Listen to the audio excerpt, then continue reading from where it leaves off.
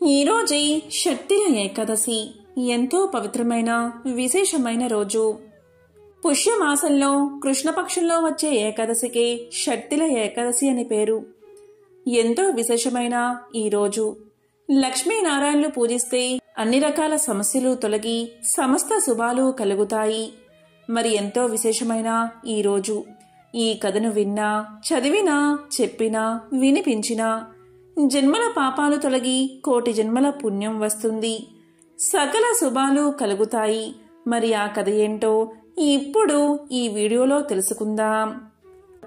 ఒకసారి దాగ్యుడు అనే మహర్షి పులస్త్య మహర్షితో ఇలా పలుకుతాడు. ఓ మునిశ్రేష్ఠ, మానవ జన్మ పొందడానికి జీవులు గత జన్మలో చేసిన పాప పుణ్యాల ద్వారా జన్మిస్తారు. మానవుడు జీవించి ఉన్నంతసేపు మంచి కార్యాలు చేస్తే ఉత్తమ ఫలితాలు, ఉత్తమ జన్మలు కలుగుతాయి. కానీ కొంతమంది ఇది తెలిసి కూడా పాపాలు, తప్పులు చేస్తూనే ఉంటారు. ఇలా తప్పులు చేసి తాత్కాలిక ఆనందం పొందిన వీరికి నరకం తప్పదు. కాబట్టి ఇలా వీరు నరకంలో పడకుండా ఏదైనా ఉపాయముందా? చాలా తేలికగా చిన్న దానం చేసి వారు చేసిన పాపాలన్నీ పోగొట్టుకోవడానికి మార్గం ఉంటే వివరించండి అని పలుకుతాడు. దానికి పులస్త్య మహర్షి ఇలా సమాధానం చెప్తాడు. ఓ దాల్భ్య మహర్షి, ఇది చాలా రహస్యమైన విషయం. త్రిమూర్తులు, దేవతల సైతం ఇలాంటి విషయాలను ఎవరికీ చెప్పలేదు. నువ్వు ఇది అడిగి మానవులకు ఎంతో మేలు చేశావు. అత్యంత రహస్యమైన విషయం చెప్తాను విను అంటూ ఇలా చెప్పసాగాడు. మహర్షి, నేను చెప్పేది శ్రద్ధగా విను. పుష్యమాసం బహుళ ఏకాదశిని షట్టిల ఏకాదశి అని పిలుస్తారు. ఈరోజు భక్తి శ్రద్ధలతో ఉపవాస వ్రతాన్ని ఆచరించి, షట్ అంటే 6, తిల అంటే నువ్వులు అంటే ఈరోజు నువ్వులను 6 విధాలుగా ఉపయోగిస్తే సమస్త పాపాలు తొలగి మానవులకు నరక బాధలనేవే ఉండవు. మానవులు తెలిసి తెలియక చేసిన పాపాలు కామము, క్రోధము, లోభము, మోహము, మదము, మాత్సర్యము అనే 6 విధాలుగా ప్రతిరోజు తప్పులు చేస్తారు. ఈ 6 రకాల పాపాలను పోగొట్టుకోవడానికి షట్టిల ఏకాదశి రోజు నువ్వులను 6 విధాలుగా ఉపయోగించాలి. ఆ 6 తిల విధులు ఏంటో ఇప్పుడు చెప్తాను, శ్రద్ధగా విను అంటూ ఇలా చెప్పడం ప్రారంభించాడు. మొదటిది తిలా స్నానం. అంటే నువ్వుల నూనె వంటికి రాసుకుని నువ్వులతో స్నానం చెయ్యాలి. నువ్వులు నెత్తిమీద నుండి జాలువారేలాగా స్నానం చెయ్యాలి. ఇదే తిలా స్నానం. రెండవది తిల లేపనం. స్నానం చేసిన తర్వాత నువ్వులను ముద్ద చేసి ఆ పదార్థాన్ని శరీరానికి పట్టించడం. దీన్నే తిల లేపనము అంటారు. మూడవది తిల హోమం. ఇంటిలో తిలహోమం నిర్వహించాలి. ఇక నాల్గవది తిలోదకాలు. పితృదేవతలకు తిలోదకాలు సమర్పించాలి. అంటే నువ్వులు నీళ్లు వదలడం అన్నమాట. నువ్వులు బొటనవేలుకు రాసుకుని ఒక పద్ధతి ప్రకారం నీళ్లతో వదలడం. దీన్నే తిలోదకము అంటారు. ఇక ఐదవది తిల దానం. నువ్వులు కాని నువ్వుల నూనె కాని ఒక బ్రాహ్మణుడికి దానమివ్వాలి. దీన్నే తిలదానము అంటారు. ఆరవది తిలాన్న భోజనం. అంటే నువ్వులు కలిపి వండిన భోజనం భుజించడం. అంటే బియ్యం ఉడికే సమయంలో నువ్వులు వేస్తే అది తిలాన్నమవుతుంది. ఈ రోజున తిలలతో నిర్వహించే ఈ 6 పనులు పూర్తి చేస్తే శ్రీ మహావిష్ణువుతో పాటుగా పితృదేవతలు కూడా సంతోషించి శుభప్రదంగా ఆశీర్వదిస్తారు. ఈనాడు చేసే షట్టిల కార్యక్రమాలు శ్రీ మహావిష్ణువును ఎంతో తృప్తిపరుస్తాయట.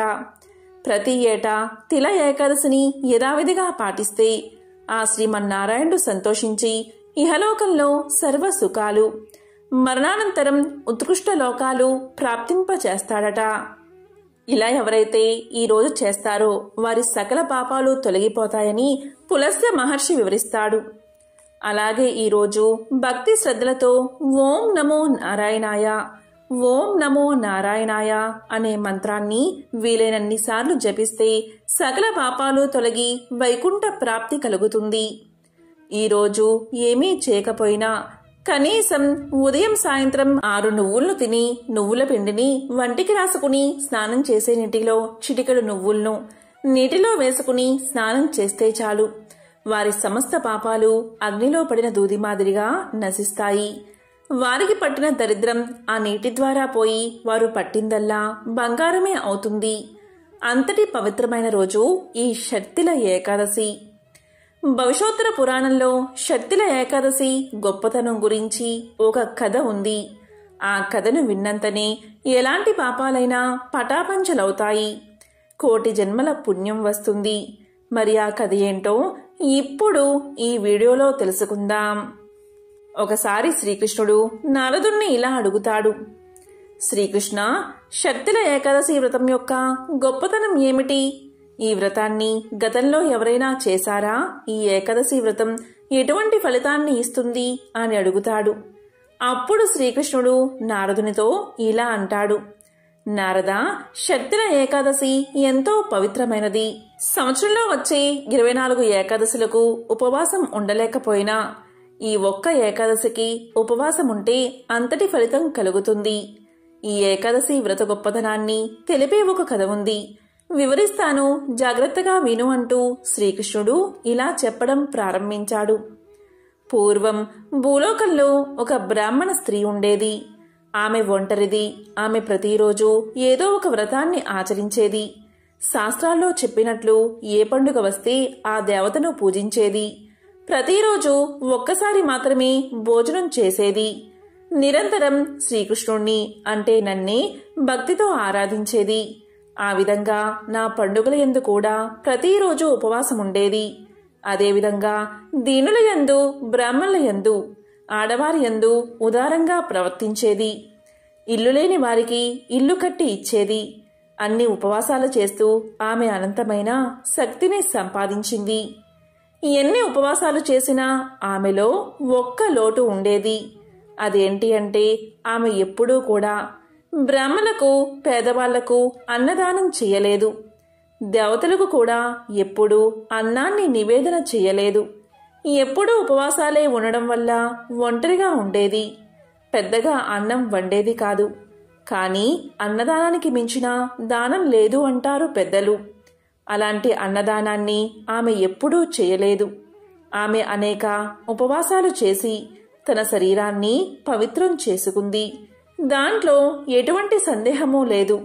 దానివల్లే ఆమె వైకుంఠాన్ని సంపాదించింది. కానీ అన్నదానం విలువ ఇంకా ఆమె తెలుసుకోలేదు కనుక ఒకరోజు ఆమెను పరీక్షిద్దామని ఆమె ఇంటికి బిచ్చం ఎత్తుకునేవాడిలా వెళ్ళి ఆమె ఇంటి ముందు నిలబడి మాతా భిక్షాందేహి అని కేక పెట్టాను. ఆ కేక విని ఆమె బయటకు వచ్చి ఇలా పలికింది. ఎక్కడి నుండి వచ్చావయ్యా, నాకు నిజం చెప్పు అని గట్టిగా అరిచింది. అప్పుడు నేను భిక్షం పెట్టవమ్మా, నీకు పుణ్యం ఉంటుంది అని నేను పలకగా వెంటనే ఆమె కోపం తెచ్చుకుని నా భిక్ష పాత్రలో మట్టి ముద్దను విసిరేసింది. ఇక నేను తిరిగి వెళ్లిపోయాను. ఈ విధంగా ఆమె ఉపవాస వ్రతాన్ని ఆచరించడం వల్ల చాలా కాలం ఆరోగ్యంగా జీవించి చివరకు స్వర్గవాసం కలిగింది. బిచ్చగాడిలా వెళ్లిన నాకు మట్టిని దానం చేసింది కాబట్టి స్వర్గంలో ఆమెకు ఒక మట్టి ఇల్లు లభించింది. కాని ఆ మట్టి ఇంట్లో ధనం, ధాన్యం ఏమీ లేవు. ఖాళీగా ఉంది. అప్పుడు ఆమె ఆ శూన్యమైన ఇంట్లోకి ప్రవేశించింది. ఈ ఇంట్లో 4 వైపులా చూసింది. ఆమెకు ఏమీ కనిపించలేదు. దాంతో ఆమెకు ఎంతో కోపం వచ్చి నన్ను సమీపించింది. ఆమె నన్ను పూజించింది కాబట్టి నేను ఎక్కడ ఉన్నానో ఆమెకు తెలిసింది. ఆమె నా దగ్గరకు వచ్చి నాతో ఇలా పలికింది. భగవంతుడా, నేను ఎన్నో కఠినమైన వ్రతాలు, ఉపవాసాలు చేశాను. సమస్త దేవతలను పూజించాను. ఇంత చేస్తే నాకు ఈ స్వర్గంలో ఏమీ లేని మట్టి ఇల్లు లభించింది. ఆ మట్టి ఇంట్లో తినడానికి ఏమీ లేవు అని పలికింది. దాంతో నేను ఆమెతో ఇలా అన్నాను. నీవు వచ్చిన దారిని మళ్ళీ ఇంటికి వెళ్ళు. ఆ ప్రదేశానికి అంటే నీ ఇంటికి మహా తపస్సాలులు అయినా దేవతల భార్యలు నిన్ను చూడడానికి దివ్య రూపంలో అక్కడికి వస్తారు. వాళ్ళు వచ్చాక నీవు తలుపు లోపలికి వెళ్ళి గడియ పెట్టుకో. దాంతో వాళ్ళందరూ తలుపులు కొడతారు. వాళ్ళు ఎంత తలుపులు కొట్టినా తీయకు. వారితో ఇలా పలుకు. ఏంటి అంటే, శక్తిల ఏకాదశి వ్రతం వల్ల కలిగే పుణ్యఫలాన్ని ఇస్తేనే తలుపు తెరుస్తాను అని వారితో చెప్పు అని నేను ఆమెకు చెప్పి పంపించాను. అంతటా ఆమె ఇంటికి వెళ్లి తలుపు తెరిచి లోపలికి వెళ్లి గడియ పెట్టుకుంది. ఇంతలో దేవతాస్త్రీలు ఆమె ఇంటి గుమ్మం దగ్గరకు వచ్చారు. వారందరూ తలుపు కొడుతూ, అమ్మా సుందరవదన, నిన్ను చూడ్డానికి మేము చాలామంది మీ ఇంటి గుమ్మం ముందు నిలబడి ఉన్నాం, తలుపు తెరువు అని పలికారు. అప్పుడు ఆమె ఇలా పలికింది, ఓ దేవకాంతలారా, మీరు విశేషంగా నన్ను చూడ్డానికే వచ్చినట్లయితే శక్తిల ఏకాదశి వ్రతపుణ్యాన్ని ప్రసాదిస్తే తప్ప తలుపు తెరవను అని పలుకుతుంది. వారంతా ఆమె మాటలు విని, వ్రత ఫలాన్ని కాదు, ఆ వ్రతం ఎలా చేయాలో వివరిస్తాము అని చెప్పారు. దాంతో ఆమె తలుపు తెరిచింది. వెంటనే దేవతా స్త్రీలు ఆమెకు శక్తిల ఏకాదశి ఉపవాస వ్రత విధానాన్ని తెలియచేశారు. దాంతో ఆమె వారు చెప్పిన విధంగా శక్తిల ఏకాదశి వ్రతాన్ని ఆచరించింది. ఆ వ్రత ప్రభావం వల్ల ఆమెకు దివ్యమైన సౌందర్యం వచ్చేసింది. ఆమె వారు చెప్పిన విధంగా ఎంతో భక్తి శ్రద్ధలతో వ్రతాన్ని ఆచరించింది. ఆ వ్రత ప్రభావం వల్ల ఆమె క్షణకాలంలోనే దివ్యమైన సౌందర్యరాశిగా మారిపోయింది. ఆమె ఇల్లు అష్ట ఐశ్వర్యాలతో కూడిన దివ్యమైన భవంతిగా మారిపోయింది. ఎక్కడ చూసినా వస్త్రాలు, ఆభరణాలు, వెండి బంగారాలే కనిపించాయి. శక్తిల ఏకాదశి వ్రత ప్రభావం వల్ల మట్టి ఇల్లు అష్టైశ్వర్యాలతో తులతూగుతూ దివ్యమైన భవంతిలా మారిపోయిందని నారదుడికి శ్రీకృష్ణుడు వివరించాడు. కాబట్టి నారద, శక్తిల ఏకాదశి రోజు ఏకాదశి వ్రతాన్ని ఆచరించినట్లయితే అన్నదాన ఫలితంతో పాటు సమస్త శుభాలు చేకూరతాయి, జన్మల పాపాలు తొలగిపోతాయి అని శ్రీకృష్ణుడు నారదుడికి తెలియచేశాడు. కాబట్టి నారద, ఈ ఏకాదశి ఉపవాసం చేసి ఆహారం అలాగే నువ్వులను దానం చేస్తే వారెవరైనా సరే వారికి లక్ష్మీనారాయణల ఆశీర్వాదం కలుగుతుంది, సంపద అదేవిధంగా మోక్షం కలుగుతాయి అని నారదుడికి శ్రీకృష్ణుడు తెలియచేశాడు. ప్రపంచంలోని గొప్ప ఋషీశ్వరుల్లో ఒకరన్న అహంకారానికి లోనైన నారద మునీంద్రులు తన గర్వంతో చివరికి ఎటువంటి గుణపాఠాలను ఎదుర్కొన్నాడో ఇప్పుడు చూద్దాం.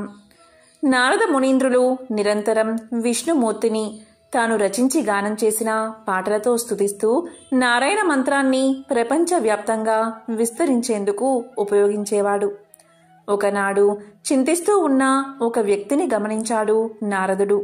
క్రమంగా అతని వద్దకు చేరుకుని అతని చింతకు, ఆందోళనకు గల కారణాల గురించి వాకబు చేయడం ప్రారంభించాడు. అప్పుడు ఆ ధనవంతుడు ఇలా చెప్పాడు. తాను ఎంత గొప్ప ధనవంతుడినైనా ఆ ధనాన్ని ఉపయోగించుకోవడానికి తనకంటూ వారసుడు లేడని అతని చింతనగా తెలియచేశాడు. అదేవిధంగా తనకు పుత్రుణ్ణి ప్రసాదించమని కంటినిండా ఆశను కలిగి నారద మునీంద్రుల వారిని ప్రార్థించాడు. అప్పుడు నారదుల వారు ఇలా పలికారు. ఓ వర్తకుడా, నాకు వరాలను నేరుగా ఇచ్చే శక్తి లేదు. నేను ఎటువంటి వరాలను ఇవ్వాలి అనుకున్నా అది విష్ణుమూర్తి ద్వారానే ఇవ్వగలను. నేను ఈ విషయాన్ని స్వామివారితో సంప్రదించి నీకు మంచి జరిగేలా చూస్తాను అని తెలియజేశాడు నారదుడు. కానీ ఒక రకంగా ఇది సాధ్యమయ్యే పనేనా అనే సంశయం నారదుడిలో ఉంది. ఇక నారద మునీంద్రులు తన మనసులో ఉన్న ఆ వర్తకుని సందేశంతో విష్ణు భగవానుణ్ణి చేరుకున్నాడు. ఆ సమయంలో విష్ణు భగవానుడు తన నివాస స్థానమైన వైకుంఠంలో ధ్యానంలో కూర్చుని ఉన్నాడు. నారాయణ నారాయణ అని విన్న వెంటనే వచ్చింది నారద మునీంద్రుల వారిని వెంటనే అర్థం చేసుకున్నాడు మహావిష్ణువు. వెంటనే నారద మునీంద్రులు ఒక భక్తుడికి తమరి ఆశీర్వాదం కావాలని విష్ణువుని కోరుకున్నాడు. ఆ మాటలు విన్న విష్ణు భగవానుడు కళ్ళు తెరిచి ఎవరికి ఆశీర్వాదం కావాలి, ఎందుకని ఇవ్వాలి అని అడిగాడు. దానికి నారదుడు ఇలా సమాధానం చెప్పాడు. ధనవంతుడైన ఒక వర్తకుడి సమస్యను మొత్తం తెలియచేశాడు. క్రమంగా అతనికి పుత్ర సంతాన యోగ్యం కలిగించమని వేడుకున్నాడు.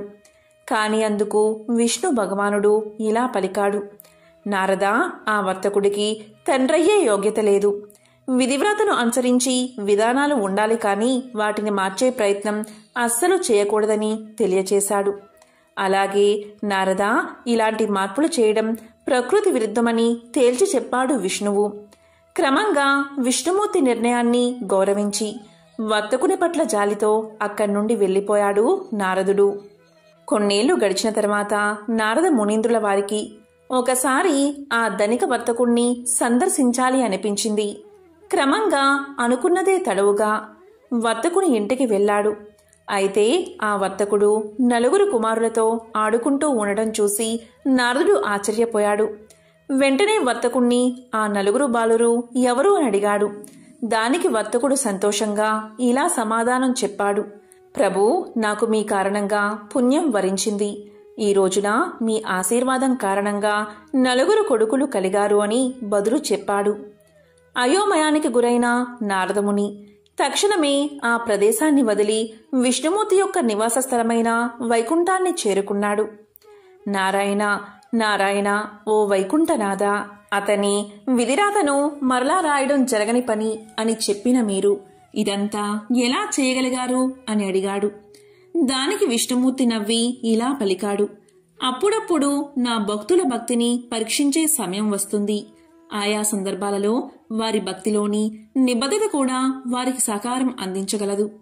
ఒకసారి ఒక దివ్య ఋషి నన్ను చూడ్డానికి వైకుంఠానికి వచ్చారు. అప్పుడు నేను నా కడుపులో నొప్పితో బాధపడుతున్నాను. నన్ను అలా చూసిన ఆ ఋషి, మీ నొప్పి తీర్చేందుకు నేను మీకు ఎలా సహాయం చేయగలను అని అడిగాడు. అప్పుడు నేను ఇలా చెప్పాను. భూమి మీద ఒక మానవుడి గుండె రక్తాన్ని పొందగలిగితే ఈ నొప్పి తగ్గుతుంది అని. అంతేకాదు, ఇలా కూడా చెప్పాను. ఋషీశ్వరులు మానవుల కిందకు రారు, వారు దైవంతో సమానం. అతని రక్తం ఏమాత్రం ఉపయోగపడదు. కావున కేవలం భూమి మీద ఉన్న మానవుడి రక్తమే నా సమస్యకు పరిష్కారమని తేల్చి చెప్పాను. క్రమంగా మానవ రక్తాన్ని సాధించడంలో ఆ ఋషీశ్వరుడు ప్రపంచవ్యాప్తంగా తిరగడం ప్రారంభించాడు. దేవుడికి మీ రక్తం అవసరమని, అతని కడుపులోని బాధను తీర్చేందుకు మీ సహకారం అవసరమని ప్రతి ఒక్కరికి చెప్పాడు. కానీ దీని పట్ల ప్రజలు విశ్వాసాన్ని చూపలేదు. క్రమంగా ఆ ఋషి మీరు నాకు చెప్పిన అదే వర్తకుడి దగ్గరకు చేరుకున్నారు. వర్తకుడు కేవలం తనను దైవఋషి అని మాత్రమే గుర్తించకుండా అతన్ని నమ్మాడు కూడా. కత్తితో తన ఛాతిని పొడుచుకుని అతను కోరుకున్న విధంగా 4 చుక్కల రక్తాన్ని అందించాడు. అతని ధైర్య సాహసాలకు, నాపై ఉన్న ప్రేమ, భక్తి మరియు విజ్ఞానానికి మెచ్చిన నేను ఆ వర్తకుణ్ణి ఆశీర్వదించాను. క్రమంగా ఇప్పుడు అతనికి సంతాన యోగ్యం కలిగిందని తెలియజేశాడు మహావిష్ణువు. క్రమంగా నారదముని విష్ణుమూర్తి అందరినీ ఒక కంట గమనిస్తూనే ఉంటాడని, మరియు ఆయా వ్యక్తుల పాపపుణ్య ఫలాలను, భక్తి ప్రపత్తులను, నిబద్ధతను ఉద్దేశించి వారి కోరికల సాధ్య అసాధ్యాలు ఉంటాయని గ్రహించాడు. మనిషి తన కష్టం తాను చేసినప్పుడే దేవుడి ఆశీర్వాదాలను కోరుకునేందుకు కూడా అర్హత సాధించగలడు. ప్రయత్నశూన్యంగా దేవుణ్ణి ప్రార్థించి వరాలను ఆశించడం మూర్ఖత్వమే అవుతుంది. నలుగురితో మంచిగా ఉంటూ సద్గుణ సంపన్నుడై నలుగురికి ఆదర్శప్రాయంగా మెలిగే ఎటువంటి వ్యక్తి అయినా దేవుని కనుసన్నల్లోనే ఉంటారని ఈ కథ ద్వారా అర్థమవుతుంది. బ్రహ్మ మానస పుత్రుడైన నారద మహర్షి నిరంతరం హరినామ సంకీర్తన చేస్తూ త్రిలోక సంచారం చేసేవాడు. విష్ణు భక్తుల్లో అగ్రగణ్యుడిగా ముల్లోకాల్లో అందరూ ఆయన్ని గౌరవించేవారు. దాంతో లోకంలో తనను మించిన విష్ణు భక్తుడు ఎవరూ లేరనే గర్వం మొదలైంది నారదుడిలో. అయితే ఆ మాటను సాక్షాత్తు విష్ణువు నోటనే చెప్పించాలి అనుకున్నాడు నారదుడు. అనుకున్నదే తడవుగా వైకుంఠానికి చేరుకున్నాడు. శేషతల్పంపై విశ్రాంతి తీసుకుంటున్న విష్ణువును దర్శించుకుని యథాప్రకారం హరినామ సంకీర్తనం ప్రారంభించాడు నారదుడు. మహావిష్ణువు మహదానందంగా నారదుడి సంకీర్తనను అరమోడ్పు కన్నులతో పరవశుడై ఆస్వాదించాడు. సంకీర్తన తర్వాత నారదుణ్ణి కుశల ప్రశ్నలు వేశాడు. కుశల ప్రశ్నలు పూర్తయ్యాక నారదుడు తన మనసులోని మాటను బయటపెట్టాడు. దేవా, నాదో చిన్న సందేహం, మీరే దాన్ని తీర్చాలి అంటూ వినయంగా అర్థించాడు. ఏమా సందేహం, సంకోచించకుండా అడుగు అన్నాడు విష్ణువు చిరునవ్వులు చిందిస్తూ.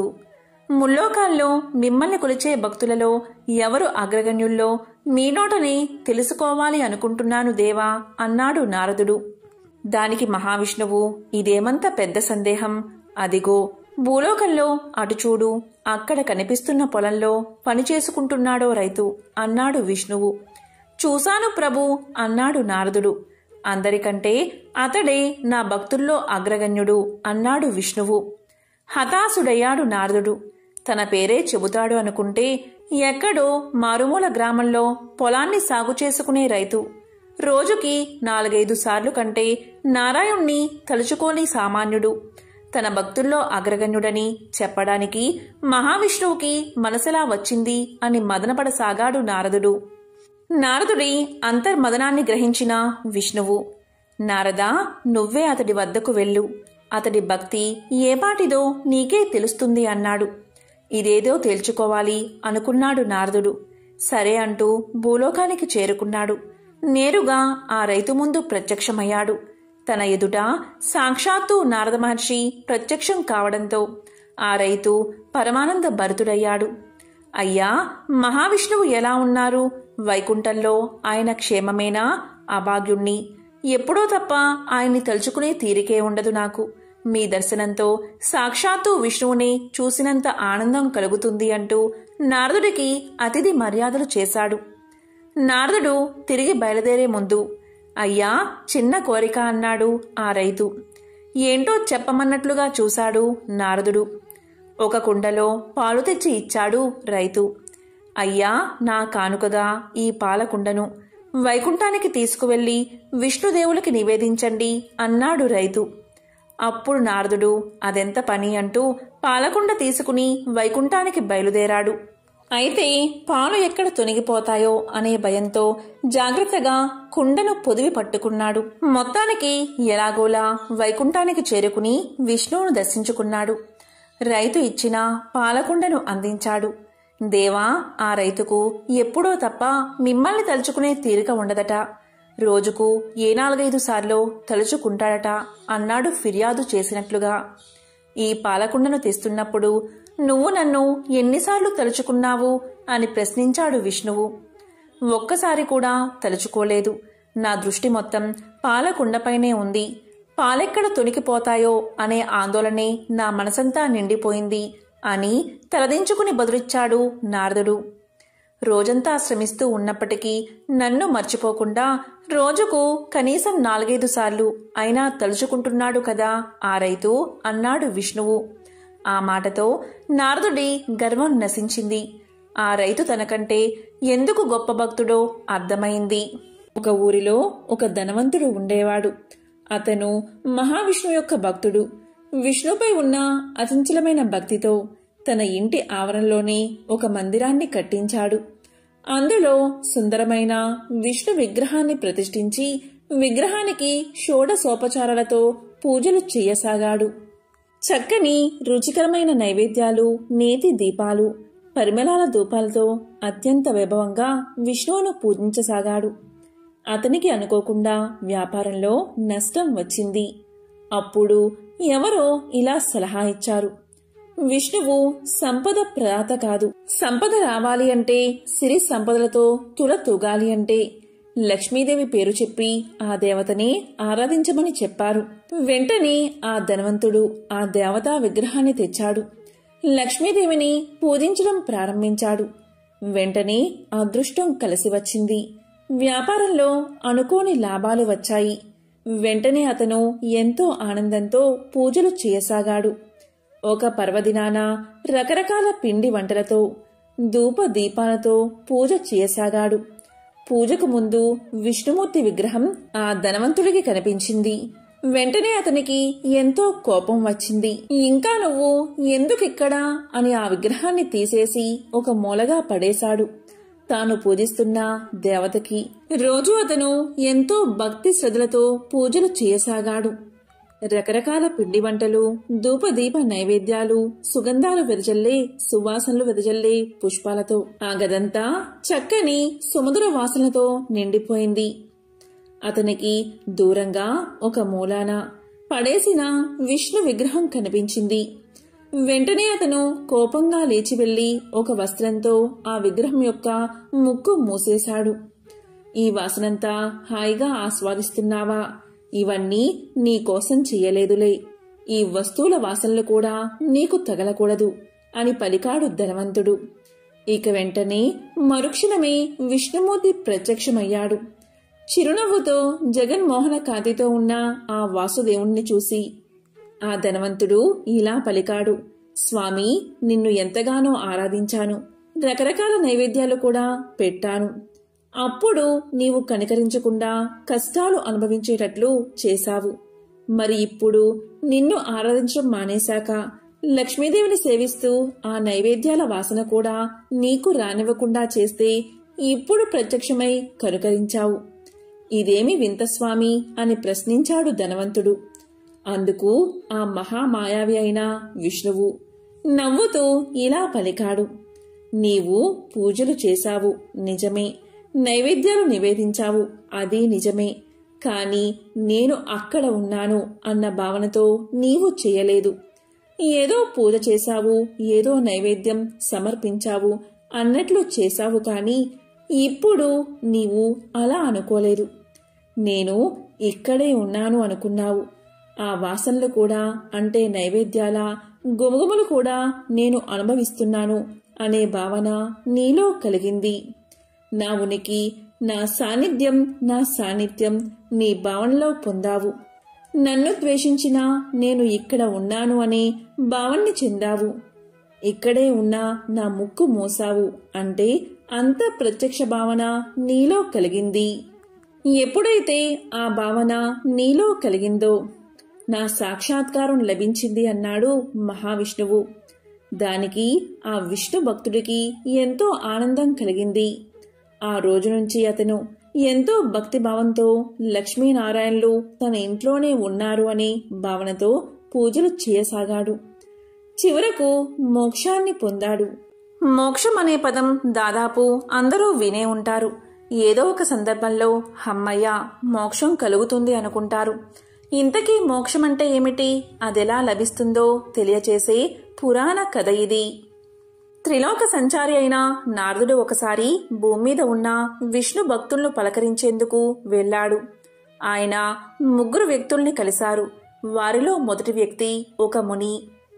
నిత్యం హరినామ స్మరణలోని మునిగితేలే ముని దగ్గరకు వెళ్లాడు నారదుడు. నారదుణ్ణి చూసిన ముని ఇలా పలికాడు. అయ్యా, వైకుంఠం నుంచి ఎప్పుడు వచ్చారు? విష్ణు భగవానుడు ఎలా ఉన్నారు? ఏం చేస్తున్నారు? మీరు తరచూ వైకుంఠానికి వెళ్తూ ఉంటారా అని ప్రశ్నలతో ముంచెత్తాడు. దానికి స్పందించిన నారదుడు ఇలా చెప్పాడు. శ్రీ మహావిష్ణువు బాగానే ఉన్నారు. వైకుంఠానికి నేను తరచూ వెళ్తూనే ఉంటాను అని సమాధానం చెప్పాడు. అప్పుడు ముని ఇలా అడిగాడు.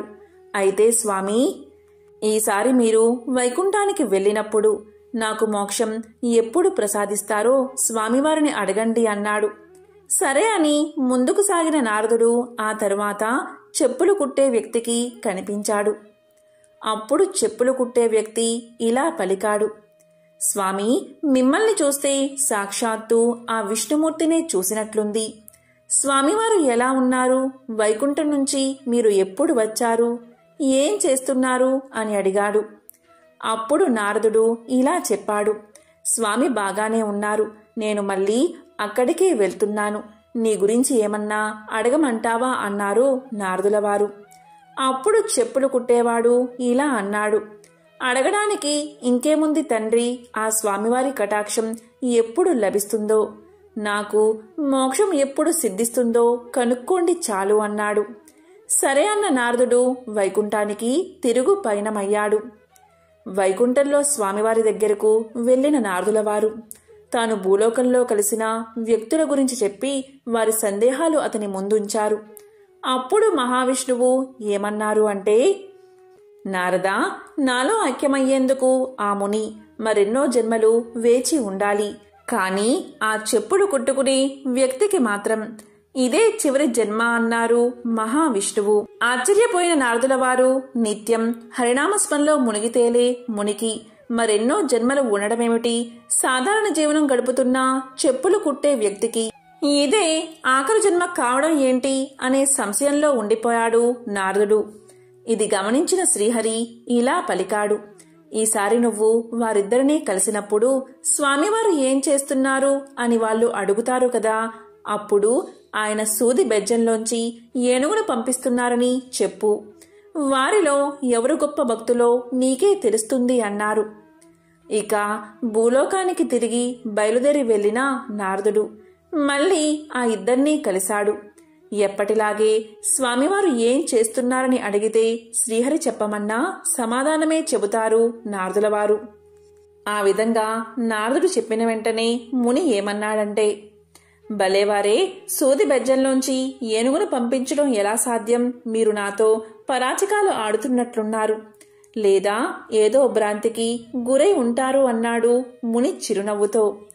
కాని చెప్పులు కుట్టే వ్యక్తి ఇలా అంటాడు, మంచిది మంచిది, స్వామివారు తలుచుకుంటే సాధ్యం కానిది ఏముంటుంది అన్నాడు. స్వామివారు ఎంత గొప్పవారైతే మాత్రం అంత అసాధ్యమైన కార్యాన్ని చేయగలరని నువ్వు నమ్ముతున్నావా అని అడుగుతాడు నారదుడు. దానికి చెప్పులు కుట్టుకునే వ్యక్తి ఇలా చెప్తాడు, నారదా, భలేవారే, భగవంతుడికి అసాధ్యమంటూ ఏముంటుంది? ఇదిగో ఈ మర్రి పండును చూడండి. ఈ మర్రి పండులో వేల గింజలు ఉన్నాయి కదా, ఆ గింజలన్నీ మళ్లీ మర్రి చెట్లుగా మారతాయి కదా. పోనీ అక్కడితో ఆగుతుందా? ఆ మర్రి చెట్టు ఊడలు కిందకి దిగి విశాలమైన వనంగా మారుతుంది. ఇంత చిన్న పండులో అన్ని మహావృక్షాలు ఇమిడి ఉన్నప్పుడు స్వామివారు చేసిన దానిలో ఆశ్చర్యం ఏముంది? సృష్టిలో ఇలాంటి అద్భుతాలన్నీ ఆయనకి సాధ్యమే కదా అన్నాడు చెప్పులు కుట్టుకునే వ్యక్తి.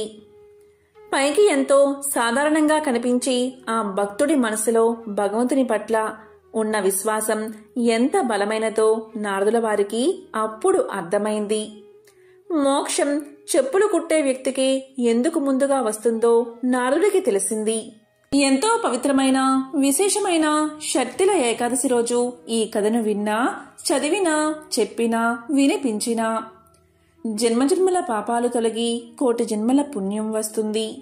సకల శుభాలు కలుగుతాయి. ఓం నమో నారాయణాయ. ఓం నమో భగవతే వాసుదేవాయ. ఓం శ్రీ మహాలక్ష్మియే నమః.